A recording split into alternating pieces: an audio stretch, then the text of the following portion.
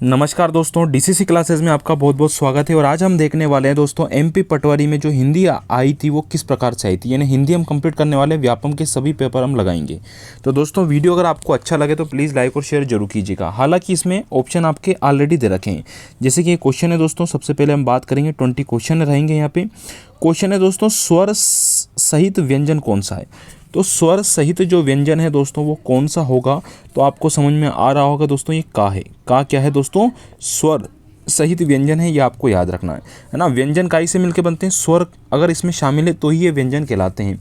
ठीक है, तो का है ये आपको याद रखना है। ठीक है, और ये आगे हम देखते हैं ला। तो ये दोस्तों अब अक्षर आपको ऐसे ही रहेंगे, आप टेंशन मत कीजिएगा इसका। ये ला में आ नहीं जुड़ा है तो स्वर नहीं जुड़ा है ना। ये डायरेक्ट स्वर है और इसमें भी स्वर नहीं जुड़ा है।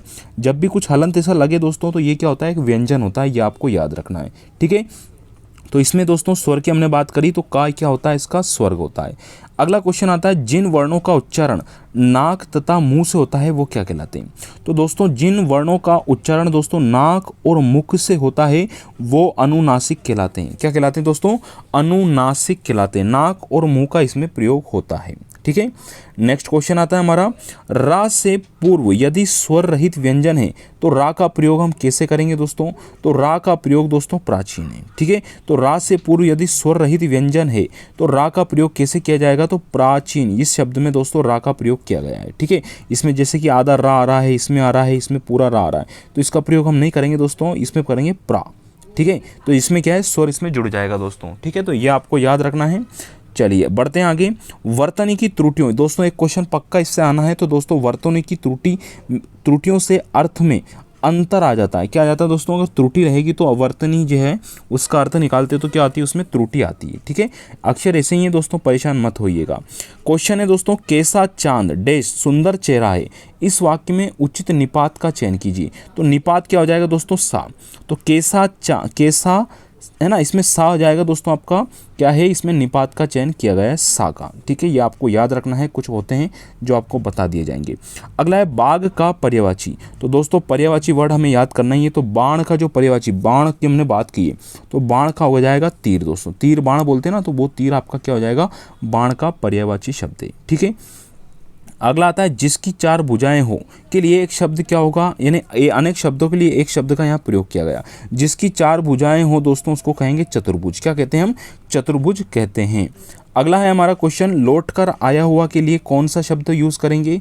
तो लौट कर आया हुआ के लिए दोस्तों प्रत्यागत। लौट कर आया हुआ यानी कि क्या बोलेंगे, उसके लिए शब्द यूज करेंगे प्रत्यागत, यानी कि लौट कर आया हुआ। ठीक है, अगला प्रश्न है हमारा, देवर्षि का संधि विच्छेद करना है। तो दोस्तों देव प्लस ऋषि आपको याद रखना है। क्या हो जाएगा, देव प्लस ऋषि। तो देवर्षि दोस्तों ये आपका संधि विच्छेद हो जाएगा। ठीक है, चलिए बात करते हैं अगला, रक्षक का विलोम क्या होगा। तो रक्षक का विलोम होगा दोस्तों भक्षक। क्या होगा, रक्षक का विलोम भक्षक हो जाएगा, यानी कि ऑप्शन नंबर 4 आपका करेक्ट आंसर है। अगला है, ती प्रत्यय से बना शब्द। प्रत्यय यानी कि दोस्तों कहाँ लगते हैं, ये बाद में लगते हैं। कहाँ लगते हैं, किसी अक्षर के बाद में लगते हैं। तो ती की बात करी दोस्तों तो छोटी मात्रा लग रही ती में, ध्यान रखना। तो ये क्या हो जाएगा, शक्ति, है ना, ऐसे समझ में आ रहा है, शक्ति, है ना। तो ये आपको याद रखना है, ती इसमें प्रत्यय लगा हुआ है। अगला प्रश्न है हमारा, देवासुर शब्द निम्न में से कौन सा है। तो देव आसुर यानी कि देव भी है और असुर भी है, देव प्लस असुर। तो दोस्तों ये द्वंद्व स्वर हो जाता है। क्या हो जाता है, द्वंद्व स्वर, लाभ हानि, इस प्रकार से।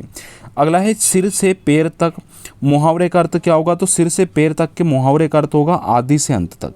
सिर से पैर तक का मतलब क्या होगा, आदि से अंत तक, ये आपका आंसर हो जाएगा। ठीक है, अगला आता है दोस्तों हमारा, शासन का शुद्ध रूप क्या है।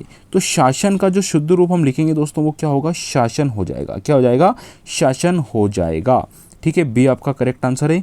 फिर है, हम मानव को मुक्त करेंगे, यही विधान हमारा है। भारतवर्ष हमारा है या हिंदुस्तान हमारा है। इस पंक्ति में कौन सा रस है दोस्तों। तो इस पंक्ति में जो रस है दोस्तों वीर रस है ना। एक आप इसको पढ़ेंगे तो आपको वीर जैसी कुछ भावनाएं अपने मन में इच्छा होगी तो वो आपको याद रखना है, तो वीर रस हो जाएगा, है ना। रसों को थोड़ा पढ़ना पड़ेगा आपको। फिर है, सोहत ओढ़े पीठ पर श्याम सलोने गाता, मनोहु नील मणि शेल पर आतप परियो प्रभाता। तो दोस्तों ये अलंकार है ना, इसमें उत्प्रेक्षा अलंकार है। ये आपको थोड़ा सा इसको पढ़ना ही पड़ेगा, तब जाके समझ में आएगा, मैं बता दूंगा आपको समय में। आगे बढ़ते हैं, अगला प्रश्न आता है, बद उपसर्ग किस भाषा का है। तो बद दोस्तों ये है उर्दू और फारसी का।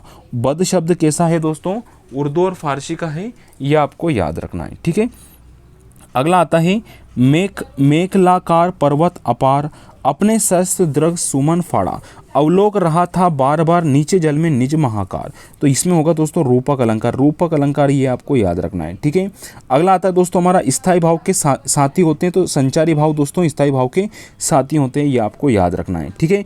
लास्ट क्वेश्चन दोस्तों, अध खिला में प्रयुक्त उपसर्ग कौन सा होगा? तो उपसर्ग यानी कि दोस्तों उपसर्ग की यहाँ बात की, उपसर्ग आगे लगते हैं तो अध, है ना, और अध प्लस खिला यानी कि कोई सा वर्ड है जिसका मीनिंग होना चाहिए बाद में, तब जाके आपका ये सही होगा। तो ये दोस्तों कंप्लीट है। इसके बाद तो आपका ये पंचायत राज वाला पोर्शन है। तो हिंदी हम पहले फिनिश करेंगे, सिर्फ क्वेश्चन करवाना है। आप हिंदी पढ़िए दोस्तों, संधि समास ये जो आपके रस है अलंकार, इनको थोड़ा सा आप पढ़ के आइए दोस्तों, ठीक है। तो ये क्वेश्चन आपको जो नहीं बनता है, थोड़ा सा लगता है, उसको नोट कर लीजिएगा।